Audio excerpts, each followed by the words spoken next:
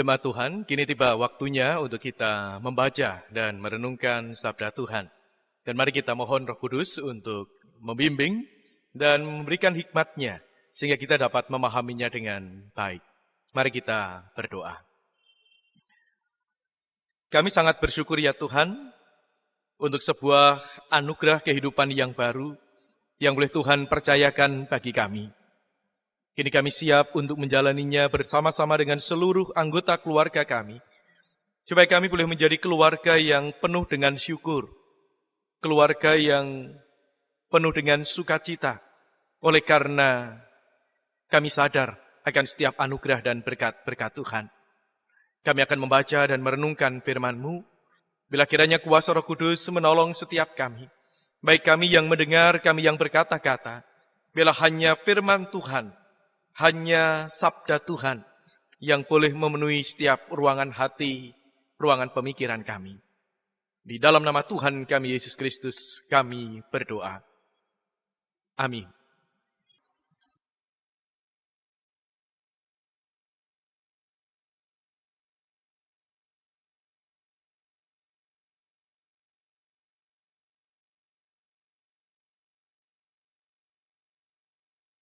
Bacaan pertama dari 2 Raja-Raja 5, ayat 1-15.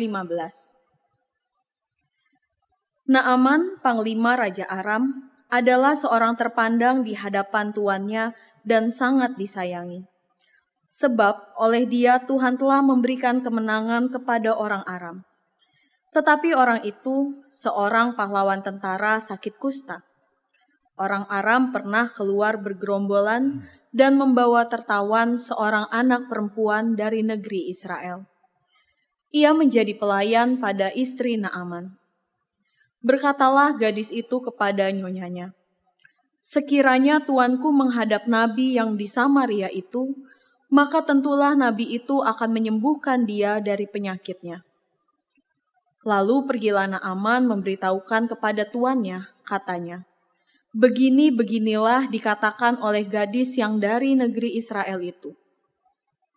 Maka jawab Raja Aram, "Baik, pergilah dan aku akan mengirim surat kepada Raja Israel." Lalu pergilah Naaman dan membawa sebagai persembahan 10 talenta perak dan 6.000 shikal emas dan 10 potong pakaian. Ia menyampaikan surat itu kepada Raja Israel yang berbunyi, "Sesampainya surat ini kepadamu, maklumlah kiranya, bahwa aku menyuruh kepadamu Naaman pegawaiku, supaya engkau menyembuhkan dia dari penyakit kustanya." Segera sesudah Raja Israel membaca surat itu, dikoyakkannyalah pakaiannya serta berkata, "Allahkah aku ini yang dapat mematikan dan menghidupkan, sehingga orang ini mengirim pesan kepadaku, supaya kusembuhkan seorang dari penyakit kustanya? Tetapi sesungguhnya, perhatikanlah dan lihatlah, ia mencari gara-gara terhadap aku." Segera sesudah didengar Elisa abdi Allah itu, bahwa Raja Israel mengoyakkan pakaiannya, dikirimnyalah pesan kepada Raja, bunyinya, "Mengapa engkau mengoyakkan pakaianmu? Biarlah ia datang kepadaku, supaya ia tahu bahwa ada seorang nabi di Israel." Kemudian datanglah Naaman dengan kudanya dan keretanya, lalu berhenti di depan pintu rumah Elisa. Elisa menyuruh seorang suruhan kepadanya mengatakan, "Pergilah mandi 7 kali dalam sungai Yordan, maka tubuhmu akan pulih kembali, sehingga engkau menjadi tahir." Tetapi pergilah Naaman dengan gusar sambil berkata, "Aku sangka bahwa setidak-tidaknya ia datang keluar dan berdiri memanggil nama Tuhan Allahnya, lalu menggerak-gerakkan tangannya di atas tempat penyakit itu, dan dengan demikian menyembuhkan penyakit kustaku. Bukankah Abana dan Parpar, sungai-sungai Damsyik, lebih baik dari segala sungai di Israel? Bukankah aku dapat mandi di sana dan menjadi tahir?" Kemudian berpalinglah ia dan pergi dengan panas hati. Tetapi pegawai-pegawainya datang mendekat serta berkata kepadanya, "Bapak, Seandainya nabi itu menyuruh perkara yang sukar kepadamu, bukankah Bapa akan melakukannya? Apalagi sekarang ia hanya berkata kepadamu, mandilah dan engkau akan menjadi tahir. Maka turunlah ia membenamkan dirinya 7 kali dalam sungai Yordan, sesuai dengan perkataan abdi Allah itu. Lalu pulihlah tubuhnya kembali seperti tubuh seorang anak dan ia menjadi tahir. Kemudian kembalilah ia dengan seluruh pasukannya kepada abdi Allah itu. Setelah sampai, tampillah ia ke depan Elisa dan berkata, "Sekarang aku tahu bahwa di seluruh bumi tidak ada Allah kecuali di Israel. Karena itu, terimalah kiranya suatu pemberian dari hamba-Mu ini." Demikianlah sabda Tuhan. Syukur kepada Allah.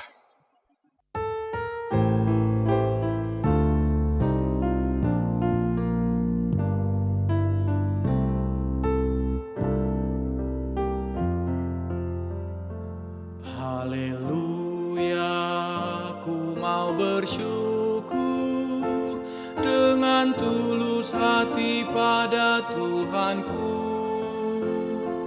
Dalam lingkungan orang benar, di tengah jemaat-Mu. Haleluya, ku mau bersyukur dengan tulus hati pada Tuhanku. Dalam lingkungan orang benar, di tengah jemaat-Mu. Besar segala perbuatan-Mu ya Tuhan, layak selalu diselidiki umat-Mu. Agung semarak pekerjaan-Mu, oh Tuhan, dan keadilan-Mu tetap selamanya. Haleluya, ku mau bersyukur dengan tulus hati pada Tuhanku. Dalam lingkungan orang benar, di tengah jemaat-Mu. Karya ajaibnya dijadikan peringatan, sungguh pengasih dan penyayang Tuhan itu.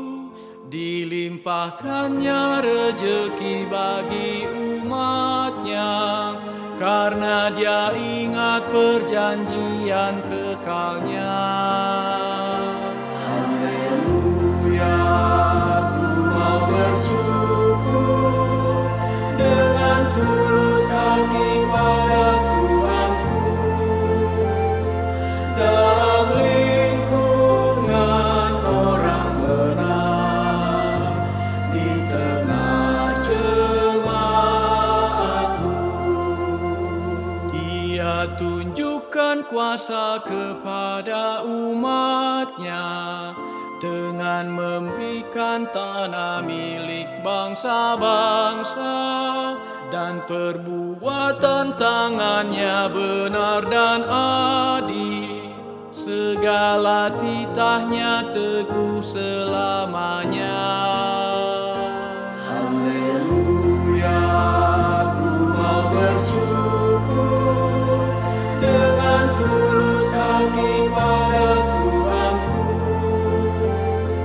Dalam lingkungan orang benar, di tengah jemaat-Mu. Dikirimkannya kebebasan bagi umat, perjanjiannya tetap untuk selamanya. Takut kepada Tuhan awal dari hikmah, berakal budilah yang melakukannya. Haleluya, ku mau bersyukur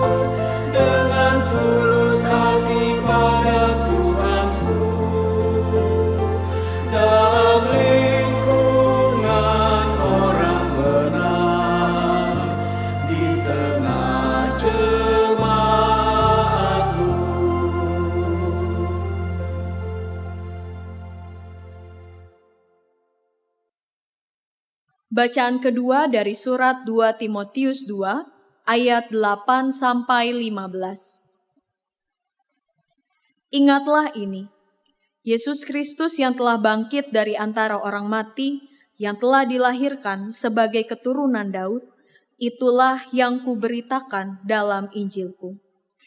Karena pemberitaan Injil inilah aku menderita, malah dibelenggu seperti seorang penjahat. Tetapi firman Allah tidak terbelenggu. Karena itu, aku sabar menanggung semuanya itu bagi orang-orang pilihan Allah, supaya mereka juga mendapat keselamatan dalam Kristus Yesus dengan kemuliaan yang kekal. Benarlah perkataan ini.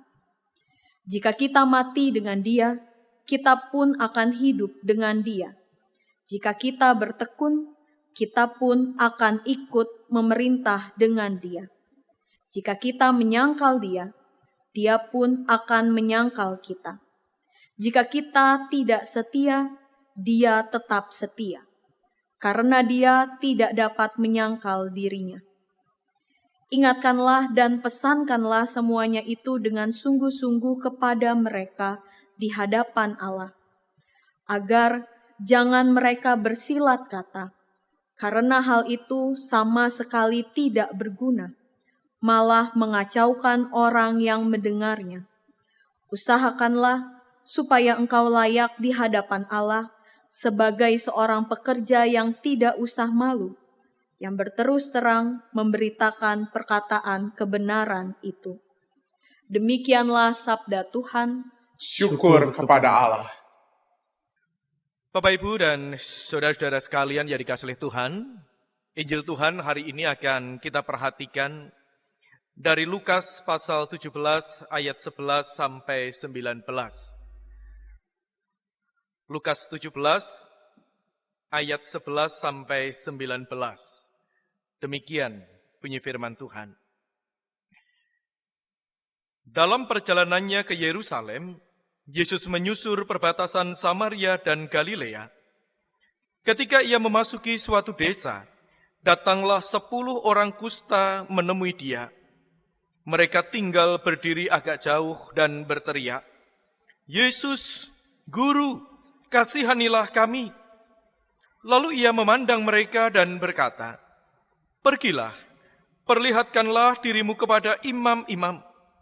Dan sementara mereka di tengah jalan, mereka menjadi takhir.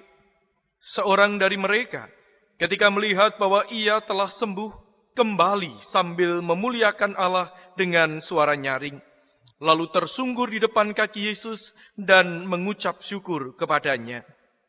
Orang itu adalah seorang Samaria. Lalu Yesus berkata, "Bukankah ke-10 orang tadi semuanya telah menjadi takhir? Di manakah yang 9 orang itu? Tidak adakah di antara mereka yang kembali untuk memuliakan Allah selain daripada orang asing ini?" Lalu ia berkata kepadanya, "Berdirilah dan pergilah, imanmu telah menyelamatkan engkau." Demikianlah Injil Tuhan Yesus Kristus. Dan yang berbahagia adalah setiap kita yang menerima dan menghidupinya di dalam pesiarahan kita hari demi hari. Haleluya.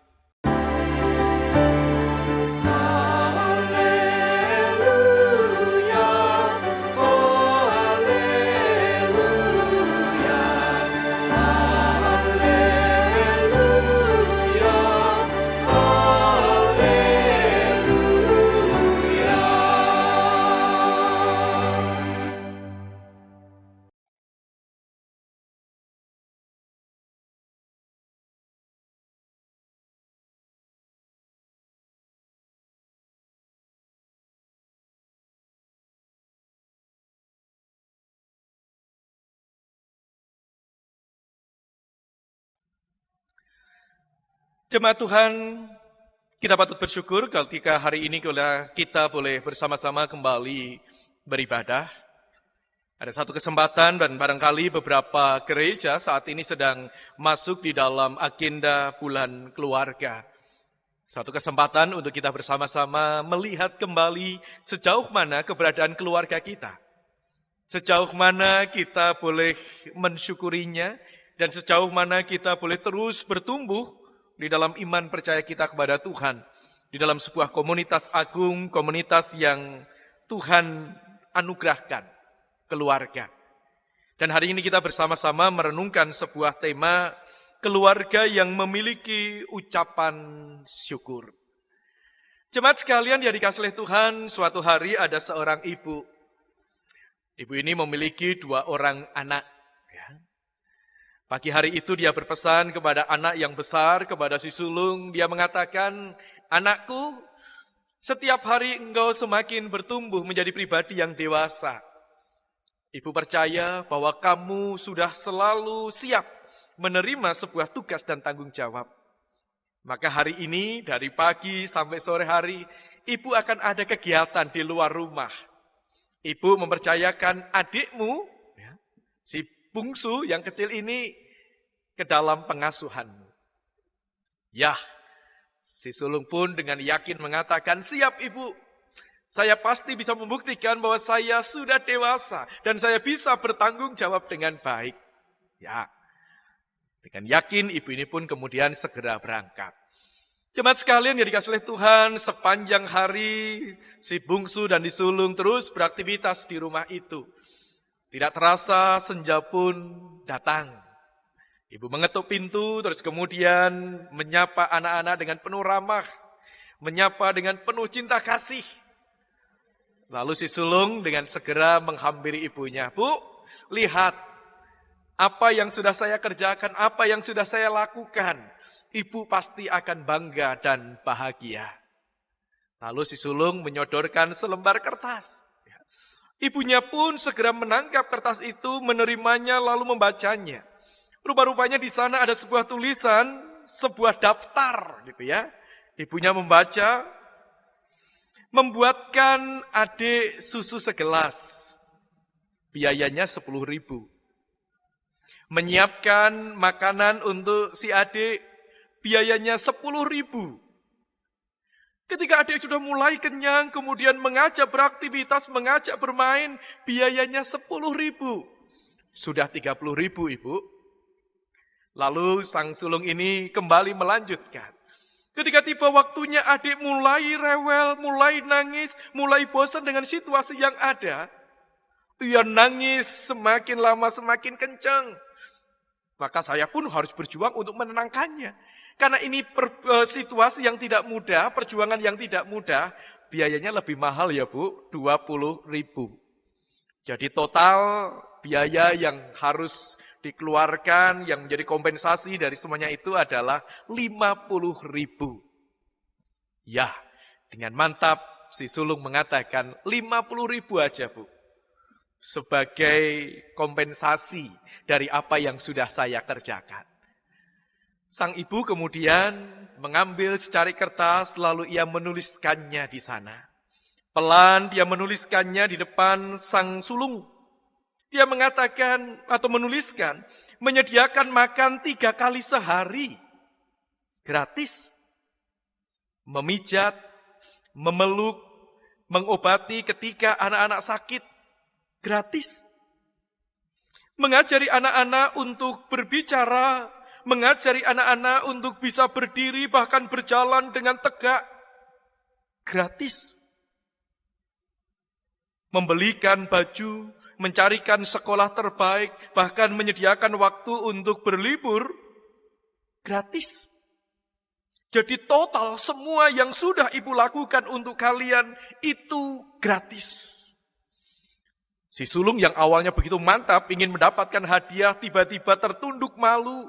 Dia segera memeluk sang ibu dengan sebuah ungkapan, maafkan aku ibu, maafkan kami yang tidak tahu berterima kasih ini. Jemaat sekalian yang dikasihi oleh Tuhan, inilah gambaran setiap kehidupan manusia yang terkadang kita begitu mudah membuat perhitungan. Seakan-akan apa yang kita lakukan itu harus dihargai dengan maksimal. Sementara kita tidak sadar, ada begitu banyak kebaikan yang kita terima, tetapi kita abai atau kita lupa untuk menyatakan terima kasih, untuk mengucap syukur atasnya. Dan bisa jadi ini pun terjadi di dalam relasi kita dengan Tuhan. Ada begitu banyak hal baik yang telah Tuhan percayakan bagi kita, yang sudah Tuhan anugerahkan di tengah-tengah keluarga kita. Tetapi yang ada di dalam diri kita, itu adalah menuntut Tuhan kurang begini, Tuhan harus begini. Padahal saya sudah melakukan banyak hal, saya sudah begitu tekun dan setia di dalam pelayanan-pelayanan saya. Jemaat sekalian yang dikasihi oleh Tuhan, realitas itulah yang rupa-rupanya juga ada di dalam narasi kita. Diungkapkan di sana ada 10 orang kusta. 10 orang kusta ini mereka berada di dalam situasi dan pergumulan yang sama. Mereka harus mengalami sakit pada kelapisan kulitnya, tetapi dalam tataran tertentu itu bisa menyerang saraf, bahkan sampai pada akhirnya dia bisa penghilangan organ-organ yang ada. Ia harus bergumul dengan rasa sakit, apalagi pada waktu itu memang belum ada obatnya. Sementara mereka juga tahu bahwa ketika seseorang sedang kusta, mereka dipandang sebagai pribadi yang kena kutukan. Mereka dipandang sebagai pribadi yang kena hukuman dari Tuhan. Sehingga yang terjadi adalah mereka dikucilkan dari kehidupan sosial, bahkan mereka dikucilkan dari kehidupan keagamaan.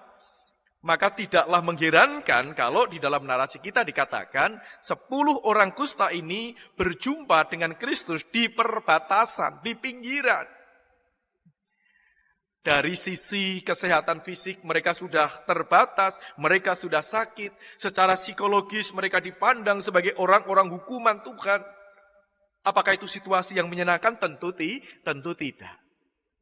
Tetapi kemudian yang menarik adalah ketika mereka mau tinggal bersama, kemudian mereka memiliki sebuah harapan yang sama. Mereka mencari kesembuhan. Mereka mencari pemulihan kesehatan. Mereka rindu mendapatkan hak-haknya kembali. Boleh hidup di tengah keluarga, boleh hidup dalam lingkungan masyarakat, boleh berbakti dan beribadah bersama-sama. Luar biasa. Sekian lama mereka berjuang untuk mendapatkan itu. Maka di dalam semangat kebersamaan itu dikatakan mereka bersama-sama berseru kepada Tuhan dengan sebuah kalimat, Yesus, Guru, kasihanilah kami. Jemaat sekalian yang dikasihi oleh Tuhan, sebuah seruan yang mengatakan, dalam terjemahan yang lain itu dikatakan mereka berteriak atau mereka menyaringkan suaranya. Sebuah harapan supaya mereka mendapatkan perhatian. Karena sudah ada jarak yang cukup jauh. Sebuah seruan untuk mendapatkan kesembuhan dari Tuhan. Dan sekali lagi kita menemukan ada satu hal yang menarik. Mereka bergumul dalam situasi yang sama. Mereka berseru dengan seruan pengharapan yang sama. Dan mereka pun mendapatkan kesembuhan yang sama. Di tengah perjalanan ketika mereka sedang berusaha untuk mentaati apa yang Tuhan suarakan. Pergilah kepada para imam supaya lukamu itu diperiksa kembali. Di dalam perjalanan itulah kemudian mereka mendapatkan kesembuhan. Mereka pulih. Siapa yang pulih? Apakah hanya 1, 2, 3? Enggak. Semuanya mendapatkan pemulihan. Jemaat sekalian yang dikasihi oleh Tuhan, ada dalam pergumulan yang sama. Ada dalam derita yang sama. Ada dalam harapan yang sama. Ada di dalam realitas terwujudnya harapan yang sama juga. Rupa-rupanya itu tidak berlanjut kepada ungkapan syukur atau kepada respon yang kemudian mereka nyatakan kepada Tuhan. Dari 10 orang itu, 9 orang tidak kembali. Hanya 1 orang yang kembali. Barangkali secara sederhana kita akan mengatakan, berarti yang 9 orang ini tidak tahu berterima kasih. Bisa jadi. Dan itulah realitas yang terjadi dalam kehidupan kita hari lepas ke sehari. Masih banyak orang yang enggan atau tidak mau melakukannya. Kenapa? Bisa jadi karena mereka merasa, kalau orang melakukan kebaikan, itu kan sudah lumrah. Kalau orang melakukan sebuah kebajikan dan kita menerimanya, yaitu sudah menjadi kewajiban dia. Kita tidak perlu susah-susah untuk mengapresiasinya. Kita tidak perlu berjuang untuk kemudian mengatakan terima kasih. Karena dia melakukan tugas dan tanggung jawabnya. Itu urusan dia. Ya, ada orang yang seperti itu. Dan barangkali yang 9 orang ini juga punya prinsip yang seperti itu. Atau yang kedua, karena mereka berada di dalam sebuah euforia sukacita yang sangat besar. Ada kebahagiaan yang sangat besar. Derita berat berganti dengan kesembuhan, harapannya tercapai, bahagianya itu begitu besar. Dan bukankah tidak sedikit orang yang saking senenge, itu justru malah lupa untuk bersyukur, lupa untuk berterima kasih. Ya. Atau yang ketiga, orang ini merasa bahwa Kristus tidaklah lebih penting daripada para imam yang kepada mereka akan mendapatkan sebuah legalitas, kamu sudah bebas dari kenajisan, kamu sudah ditahirkan. Bisa jadi. Sehingga orang bergeser. Sebenarnya Kristus adalah aktor utama dari kesembuhannya, Kristus adalah aktor utama dari kesehatan dan pemulihannya, tetapi orang melihat ada sesuatu yang lebih penting ini. Menomorduakan Kristus. Atau yang terakhir, yang paling menyayat hati. Kadang ada orang yang memang tidak tahu berbalas budi. Orang yang tidak tahu berterima kasih. Adanya hanya menuntut dan menuntut. Adanya hanya berkeluh kesah dan berkeluh kesah. Tanpa sadar bahwa ada begitu banyak kasih yang besar yang sudah ia rasakan.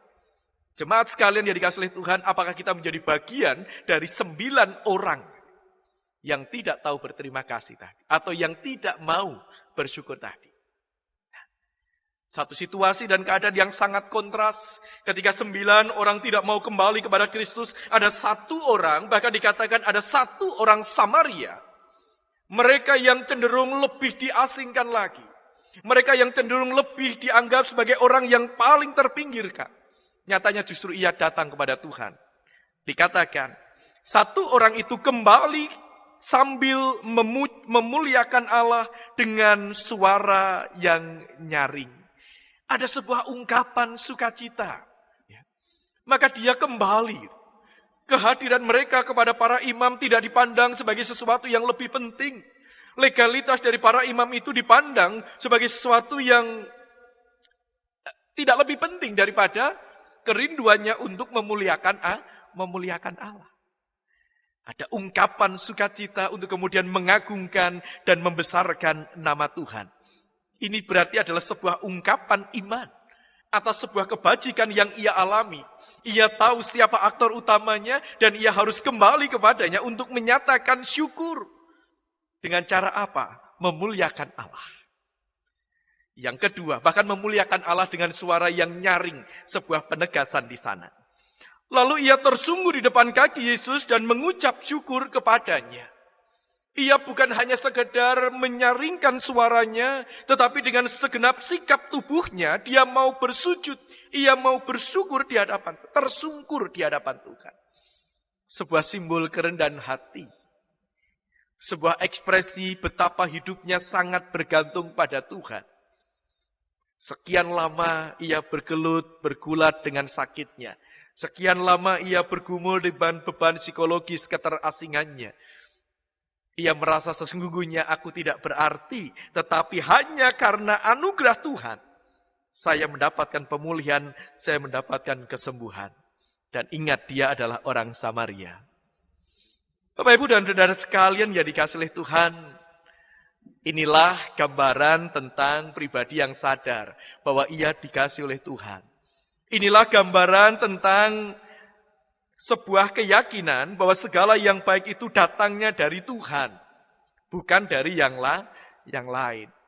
Sekarang mari kita mencoba untuk bertanya di dalam setiap kehidupan kita. Masihkah kita boleh merasakan dan menemukan cinta kasih Tuhan lewat kehadiran anak-anak, lewat kehadiran orang tua? Seringkali kita hanya meminta sesuatu yang tampak dahsyat, sesuatu yang tampak besar, sesuatu yang tampak hebat. Ketika kita melihat hal itu, maka hati kita ini meluap dengan syukur. Tetapi ketika kehidupan berjalan biasa-biasa saja, kehidupan berjalan normal-normal saja, kadang kita lupa untuk mengucap syukur. Bahwa sebenarnya setiap tarikan nafas yang kita nikmati, itu adalah anugerah Tuhan. Kita kadang lupa bahwa setiap pertumbuhan demi pertumbuhan yang dialami oleh anak-anak kita, itu adalah anugerah Tuhan. Kita lupa bahwa setiap keharmonisan dan sukacita di tengah-tengah keluarga itu adalah anugerah Tuhan. Maka sudah semestinya kita memenuhi hari-hari kita itu dengan ungkapan syukur. Kalau di dalam narasi kita hari ini, satu orang yang kembali itu menyatakan syukurnya dengan memuliakan Allah, kita menemukan sebuah kisah yang lain yang dialami oleh Naaman. Naaman pun disembuhkan dari kustanya dengan sebuah cara yang sangat sederhana. Mandilah di sungai Yordan itu. Dan ketika ia keluar dari sungai Yordan, ia sudah sembuh. Tapi pertanyaannya adalah, apa yang kemudian dilakukan oleh Naaman? Dia menyatakan syukurnya. Dia datang kepada Elisa, dia rindu untuk memberikan persembahan-persembahan yang terbaik. Namun ketika Elisa menolaknya, Elisa tidak menerimanya. Ada satu hal yang layak untuk jadi pelajaran bagi kita. Naaman tidak kecewa. Tetapi Naaman menunjukkan perubahan sikap imannya. Dia mengatakan di dalam 2 Raja-Raja 5 ayat 15. Setelah sampai, tampillah ia ke depan Elisa dan berkata, sekarang aku tahu bahwa di seluruh bumi tidak ada Allah kecuali di Israel. Dia yakin Allah sebagai satu-satunya Tuhan. Untuk seluruh umat manusia. Keyakinan itulah yang kemudian membuatnya rindu untuk beribadah hanya kepada Tuhan.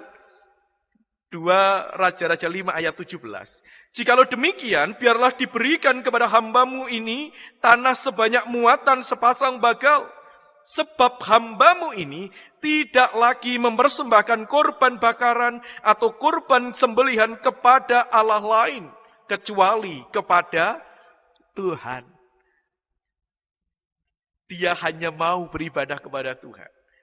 Dia hanya mau berbakti kepada Tuhan. Singkat kata, Naaman kemudian percaya dan beribadah hanya kepada Tuhan, bukan kepada yang lain. Oleh karena itu Bapak Ibu dan saudara sekalian yang dikasihi oleh Tuhan, mari kita belajar apapun situasi dan keadaan kita.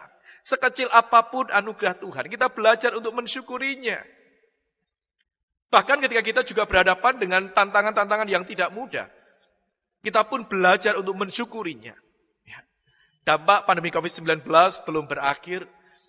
Ada banyak keluarga, ada banyak usaha yang saat ini masih terseok-seok untuk bisa berdiri dengan tegak. Tetapi satu hal yang pasti, kita bisa bertahan, kita bisa ada sampai saat ini. Bukankah itu karena anugerah Tuhan? Dan kita mengingat sabda Tuhan di dalam Efesus 5 ayat 20 mengatakan, ucaplah syukur senantiasa atas segala sesuatu di dalam nama Tuhan Yesus Kristus kepada Allah dan Bapa kita. Mengucap syukur senantiasa atas segala sesuatu. Dan kita juga ingat ada sebuah ungkapan yang sangat indah. Bukan karena hidup ini baik, maka kita bersyukur. Tetapi karena kita bersyukur, maka hidup ini menjadi baik. Atau dalam kalimat yang lain yang berbunyi, bukan karena hidup ini indah, maka kita bersyukur. Tetapi karena kita bersyukur, maka hidup ini akan menjadi indah. Bila kiranya berkat firman Tuhan ini boleh kita terima dan kita hayati dalam kehidupan kita. Kita masuk di dalam saat teduh.